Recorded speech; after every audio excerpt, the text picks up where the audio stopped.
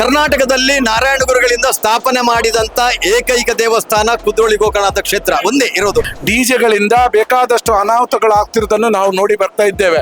ಆದ್ರಿಂದ ನಾವು ಈಗಾಗಲೇ ಯಾರು ಆಯೋಜಕರಿದ್ದಾರೆ ಅವರಿಗೆ ಡಿಜೆ ಅನ್ನು ಮಾಡಬಾರ್ದು ಅನ್ನುವಂತ ಮಾತನ್ನು ನಾವು ಹೇಳಿದ್ದೇವೆ. ಆದ್ರೆ ಇನ್ನೂ ಕೂಡ ಕೆಲವರು ಗೊಂದಲದಲ್ಲಿ ಇದ್ದಾಗೆ ಕಾಣ್ತಾ ಇದೆ. ಇಲ್ಲಿ ನೀವು ಸ್ನಾನ ಮಾಡಿ ಬರಬೇಕು, ಸ್ನಾನ ಮಾಡದೆ ಬರಬೇಕು, ಮಡಿಯಲ್ಲಿ ಬರಬೇಕು, ಮೈಲಿ ಅದು ಪ್ರಶ್ನೆ ಇಲ್ಲ. ಇಲ್ಲಿ ನೀನು ಒಳ್ಳೆ ಮನುಷ್ಯನಾಗಿ ಇಲ್ಲಿ ಬರಬೇಕು. ಹರಿಯಂ ಎಲ್ರಿಗೂ ನಮಸ್ಕಾರ. ನಾನು ಪ್ರಜ್ವಲ್ ಬಲ್ಯ, ಎರಿತಂ ಕನ್ನಡಕ್ಕೆ ಸ್ವಾಗತ. ಜಗದ್ವಿಖ್ಯಾತ ಪ್ರಸಿದ್ಧಿಯನ್ನೇ ಪಡೆದಿರುವ ಮಂಗಳೂರು ದಸರಾ ಇಂದಿನಿಂದ ಆರಂಭಗೊಂಡಿದೆ. ಈ ಬಗ್ಗೆ ನಾವು ಅಲ್ಲಿ ಆಯೋಜಕರ ಹತ್ರನೇ ಮಾತಾಡಿಸ್ಕೊಂಡ್ ಬರೋಣ ಬನ್ನಿ. ಪ್ರಪ್ರಥಮವಾಗಿ ನಾಡ ಹಬ್ಬ ದಸರಾದ ಶುಭಾಶಯಗಳನ್ನು ಶ್ರೀ ಕ್ಷೇತ್ರದ ವತಿಯಿಂದ ನಾಡಿನ ಎಲ್ಲ ಜನತೆಗೆ ನೀಡ್ತಾ ಇದ್ದೇವೆ. ವಿಶೇಷವಾಗಿ ಮಂಗಳೂರು ದಸರಾ ಇವತ್ತು ಭಾರತದಲ್ಲೇ ಮೈಸೂರು ದಸರಾ ಬಿಟ್ರೆ ಮಂಗಳೂರು ದಸರಾವನ್ನು ಜನಗಳು ಮಾತಾಡ್ತಾ ಇದ್ದಾರೆ. ಮೈಸೂರು ದಸರಾ ಮಂಗಳೂರು ದಸರಾ ಅಂದ್ರೆ ಏನು ವ್ಯತ್ಯಾಸ ಅಂತ ಕೇಳಿದ್ರೆ, ಮೈಸೂರು ದಸರಾ ರಾಜ ಪಾರಂಪರಿಕವಾಗಿ ಬಂದಿರುವಂತದ್ದು. ಇದು ಒಂದು ಸರ್ಕಾರದ ವತಿಯಿಂದ ನಡೆಯುವಂತ ಒಂದು ದಸರಾ. ನೋಡಿ, ಇದಕ್ಕೆ ವಿಶೇಷತೆ ಇದೆ. ಮಂಗಳೂರು ದಸರಾ ಈ ಕುದ್ರೋಳಿ ಗೋಕರ್ಣನಾಥ ಕ್ಷೇತ್ರದಲ್ಲಿ ಪ್ರಾರಂಭ ಆಗಿ 34 ವರ್ಷಗಳಾಯ್ತು. ಇದರ ಹಿನ್ನೆಲೆ ಇಲ್ಲಿ ಶಾರದೆಯ ಇಂದಿನಿಂದಲೂ ನಡೀತಾ ಇದೆ. ಸ್ವಾತಂತ್ರ್ಯ ಪೂರ್ವದಿಂದಲೂ ಇಲ್ಲಿ ದಸರಾ ಅಂದ್ರೆ ದೇವಿ ಶಾರದಾ ಮಾತೆಯದ್ದು ಪೂಜೆ ನಡೀತಾ ಇದೆ. ಆದ್ರೆ ಮಂಗಳೂರು ದಸರಾ ಏನು ಅಂತ ಹೇಳಿದ್ರೆ, ಇದು ಶ್ರೀ ಕ್ಷೇತ್ರದಿಂದ ಭಕ್ತರಿಂದ ಜರುಗುವಂತಹ ಒಂದು ದಸರಾ. ವಿಶೇಷವಾಗಿ ಈ ದಸರಾ ಮಹೋತ್ಸವದಲ್ಲಿ ನಾವು ಶಾರದಾ ಮಾತೆಯೊಂದಿಗೆ ನವದುರ್ಗೆ ಮಹಾಗಣಪತಿ ಆದಿಶಕ್ತಿಯನ್ನು ಪ್ರತಿಷ್ಠಾಪಿಸಿರುವಂತದ್ದು. ಯಾವಾಗ ಇದೊಂದು ರಿನೋವೇಷನ್ ಆಯ್ತು, ಜೀರ್ಣೋದ್ಧಾರ ಆಯ್ತು, ಜನಾರ್ದನ್ ಪೂಜಾರಿ ಅವರ ನೇತೃತ್ವದಲ್ಲಿ ಇದೊಂದು ಕುದ್ರೋಳಿ ಗೋಕರ್ಣನಾಥ ಕ್ಷೇತ್ರ ಜೀರ್ಣೋದ್ಧಾರ ಆಯ್ತು. ಕರ್ನಾಟಕದಲ್ಲಿ ನಾರಾಯಣ ಗುರುಗಳಿಂದ ಸ್ಥಾಪನೆ ಮಾಡಿದಂತ ಏಕೈಕ ದೇವಸ್ಥಾನ ಕುದ್ರೋಳಿ ಗೋಕರ್ಣನಾಥ ಕ್ಷೇತ್ರ ಒಂದೇ ಇರೋದು. ಅವರ ಹಸ್ತದಿಂದ ನಿರ್ಮಾಣ ಆದದ್ದು. ಒಂದೇ ಜಾತಿ, ಒಂದೇ ಮತ, ಒಂದೇ ಭಾಷೆ ಅನ್ನುವಂತಹ ಅದ್ವೈತ ಸಿದ್ಧಾಂತಕ್ಕೆ ಪೂರಕವಾಗಿರತಕ್ಕಂತಹ ನಾರಾಯಣ ಗುರುಗಳ ಚಿಂತನೆ ಏನಿದೆ, ಈ ಚಿಂತನೆಯ ದೇವಸ್ಥಾನದಲ್ಲಿ ಜಾತಿ ಮತ ಭಾಷೆ ಗಡಿ ಮೀರಿ ಇಲ್ಲಿ ನಡೆಯತಕ್ಕಂಥ ಎಲ್ಲ ಆಧ್ಯಾತ್ಮಿಕ ಪರಂಪರೆ ಇರ್ಬೋದು ಅಥವಾ ಧಾರ್ಮಿಕ ಪರಂಪರೆ ಇರ್ಬೋದು, ಇಲ್ಲಿ ನಡೀತಾ ಇದೆ. ಇದು ಇಲ್ಲಿ ವಿಶೇಷತೆ. ಇವತ್ತು ಭಾರತದಲ್ಲಿ ನಿಮಗೆ ಎಲ್ಲಿಗೂ ಹೋದ್ರೂ ಕೂಡ ದೇವಿಯ ಒಂದೊಂದು ಅಲಂಕಾರಗಳನ್ನು ನೋಡ್ಲಿಕ್ಕೆ ಸಿಗುತ್ತೆ. ಆದ್ರೆ ಇಲ್ಲಿಯ ದೇವಿಯ 9 ಅವತಾರಗಳನ್ನು ಒಂದೇ ಕಡೆ ನೋಡ್ಲಿಕ್ಕೆ ಸಿಗುದು ಎಲ್ಲಿ ಅಂತ ಕೇಳಿದ್ರೆ ಅದು ಮಂಗಳೂರು ಕುದ್ರೋಳಿ ಗೋಕರ್ಣನಾಥ ಕ್ಷೇತ್ರದಲ್ಲಿ.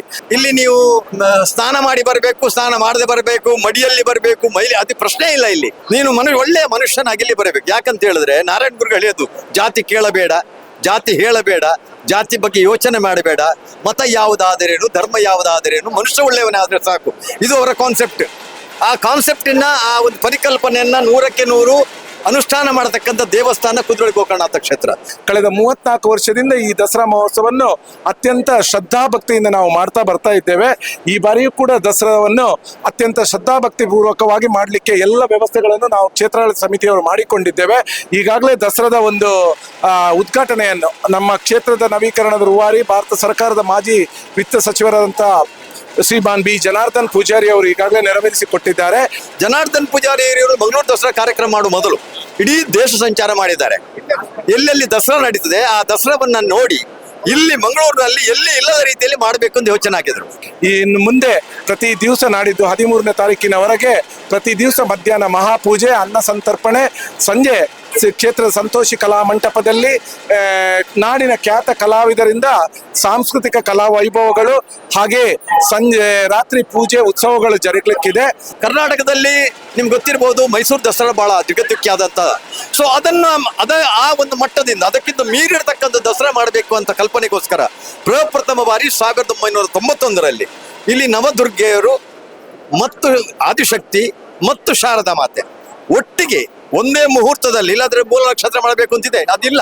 ಇಲ್ಲಿ ಒಂದೇ ದಿವಸ ಈ ಎಲ್ಲ ನವದುರ್ಗೆಯರು, ಆದಿಶಕ್ತಿ ಮತ್ತು ಮಹಾಗಣಪತಿ ಮತ್ತು ಶಾರದಾ ಮಾತೆ ಈ ಎಲ್ಲ ದೇವತೆಗಳನ್ನ ಒಂದೇ ಸಮಯದಲ್ಲಿ ಅನುಷ್ಠಾನ ಮಾಡಿ ಪೂಜೆಯನ್ನು ಮಾಡೋದ್ ಮುಖಾಂತರ ದೇಶಕ್ಕೆ ಒಂದು ಹೊಸ ದಸರಾದ ಪರಿಚಯವನ್ನು ಮಾಡಿಕೊಟ್ರು ಜನಾರ್ದನ್ ಪೂಜಾರಿ ಅವರು. 6ನೇ ತಾರೀಕಿಗೆ ಈ ಡ್ರಗ್ ಮುಕ್ತ ದಕ್ಷಿಣ ಕನ್ನಡವನ್ನು ಮಾಡಬೇಕೆನ್ನುವ ಒಂದು ಉದ್ದೇಶದಿಂದ ಒಂದು ಜನರಿಗೆ ಸಂದೇಶವನ್ನು ಕೊಡುವಂತ ರೀತಿಯಲ್ಲಿ ಒನ್ ಡಿಸ್ಟ್ರಿಕ್ಟ್ ಒನ್ ಸ್ಪಿರಿಟ್ ಎನ್ನುವ ಒಂದು ಕಾನ್ಸೆಪ್ಟ್ ಇಟ್ಕೊಂಡು ನಾವು ಒಂದು ಮ್ಯಾರಥಾನ್ ಅನ್ನು ಕೂಡ ಇಲ್ಲಿ ಜೂಯಿಸ್ ಫಿಟ್ನೆಸ್ ಅವರ ಸಹಯೋಗದೊಂದಿಗೆ ಆಯೋಜಿಸಿಕೊಂಡಿದ್ದೇವೆ. ಅದು ಕಳೆದ 34 ವರ್ಷಗಳಿಂದ ಈ ಮಣ್ಣಿನಲ್ಲಿ, ಈ ನೆಲದಲ್ಲಿ ಧಾರ್ಮಿಕ ಪರಂಪರೆಗೆ ಯಾವುದೇ ರೀತಿಯ ಚ್ಯುತಿ ಬಾರದ ರೀತಿಯಲ್ಲಿ ಒಂದು ಹೊಸ ರೂಪವನ್ನ ಇಲ್ಲಿ ಕೊಟ್ಟಿದ್ದಾರೆ. ಹಾಗೆ 6ನೇ ತಾರೀಕಿಗೆ ಚರದಿ ಪ್ರತಿಷ್ಠಾನದವರ ಒಂದು ಸಹಯೋಗದೊಂದಿಗೆ ನಾವು ಒಂದು ಮುದ್ದು ಶಾರದೆ ಸ್ಪರ್ಧೆ ಮಕ್ಕಳಿಗೆ 10 ವರ್ಷಗಳ ಕೆಳಗಿನ ಮಕ್ಕಳಿಗೆ ಮುದ್ದು ಶಾರದೆಯ ಸ್ಪರ್ಧೆಯನ್ನು ಕೂಡ ಆಯೋಜಿಸಿಕೊಂಡಿದ್ದೇವೆ. ಆದ ಕಾರಣ ನಿಮ್ಗೆ ಗೊತ್ತಿರಬಹುದು, ಕಳೆದ 34 ವರ್ಷಗಳಲ್ಲಿ ಲಕ್ಷಾಂತರ ಜನ ಭಾಗವಹಿಸ್ತಾರೆ ಈ ದಸರಾದಲ್ಲಿ. ಇಡೀ ದೇಶ ಮಾತ್ರ ಅಲ್ಲ, ವಿದೇಶದ ಬಂದು ಇಲ್ಲಿ ಭಾಗವಹಿಸ್ತಾ ಇದ್ದಾರೆ. ಈ ವರ್ಷ ಡಿಜೆಗೆ ಯಾವುದೇ ಅನುಮತಿ ಇಲ್ಲ ಅಂತ ಹೇಳಿದ್ರೆ ಇದ್ರ ಬಗ್ಗೆ ಏನು ಹೇಳಿ? ಖಂಡಿತವಾಗ್ಲೂ ಕೂಡ ಹೌದು. ನಮಗೆ ಏನು ಸೋಷಿಯಲ್ ರೆಸ್ಪಾನ್ಸಿಬಿಲಿಟಿ ಅನ್ನೋದು ಕೂಡ ನಮ್ಮಲ್ಲಿ ಇದೆ, ಕ್ಷೇತ್ರ ಆಡಳಿತ ಸಮಿತಿಯವರಲ್ಲಿ ಇದೆ. ಈಗಾಗಲೇ ಈ ಶಬ್ದ ಮಾಲಿನ್ಯದಿಂದ ಡಿಜೆಗಳಿಂದ ಬೇಕಾದಷ್ಟು ಅನಾಹುತಗಳಾಗ್ತಿರೋದನ್ನು ನಾವು ನೋಡಿ ಬರ್ತಾ ಇದ್ದೇವೆ. ಆದ್ರಿಂದ ನಾವು ಈಗಾಗಲೇ ಯಾರು ಆಯೋಜಕರಿದ್ದಾರೆ ಅವರಿಗೆ ಡಿಜೆ ಅನ್ನು ಮಾಡಬಾರ್ದು ಅನ್ನುವಂತ ಮಾತನ್ನು ನಾವು ಹೇಳಿದ್ದೇವೆ. ಆದ್ರೆ ಇನ್ನೂ ಕೂಡ ಕೆಲವರು ಗೊಂದಲದಲ್ಲಿ ಇದ್ದಾಗೆ ಕಾಣ್ತಾ ಇದೆ. ಬಹುಶಃ ಪೊಲೀಸ್ ಡಿಪಾರ್ಟ್ಮೆಂಟ್ ಅವರು ಕೂಡ ಇದರ ಬಗ್ಗೆ ಸೂಕ್ತವಾಗಿ ಅವರಿಗೆ ವಿವರಣೆಯನ್ನು ನೀಡಬಹುದು. ಶಬ್ದ ಮಾಲಿನ್ಯವನ್ನು ಕಡಿಮೆ ಮಾಡಬೇಕೆನ್ನುವಂಥದ್ದು ಇವತ್ತು ನಮ್ಮ ಸರ್ವೋಚ್ಚ ನ್ಯಾಯಾಲಯ ಕೂಡ ಆಜ್ಞೆ ಮಾಡಿರುವಂತದ್ದು. ಇದನ್ನು ಪಾಲಿಸುವ ನಿಟ್ಟಿನಲ್ಲಿ ಎಲ್ಲ ಟ್ಯಾಬ್ಲೋದ ಒಂದು ಆಯೋಜಕರಿಯನ್ನು ನಾವು ವಿಶೇಷವಾಗಿ ಡಿಜೆಯನ್ನು ಕೈ ಬಿಡಬೇಕೆನ್ನುವಂತ ಮನವಿಯನ್ನು ಕೂಡ ಇಲ್ಲಿ ಮಾಡ್ತಾ ಇದ್ದೇವೆ. ನೀವು 9 ಗಂಟೆಗಳ ಕಾಲ 9 ಕಿಲೋಮೀಟರ್ ನಡೆಯತಕ್ಕಂಥ ದಸರಾ ಮೆರವಣಿಗೆ ಸಂಜೆ 4:15 ಗಂಟೆಗೆ ಪ್ರಾರಂಭ ಆದ್ರೆ ನಾಡು 13ಕ್ಕೆ ಇಲ್ಲಿ ಬರುವಾಗ ಬೆಳಿಗ್ಗೆ 6 ಗಂಟೆ ಆಗುತ್ತೆ.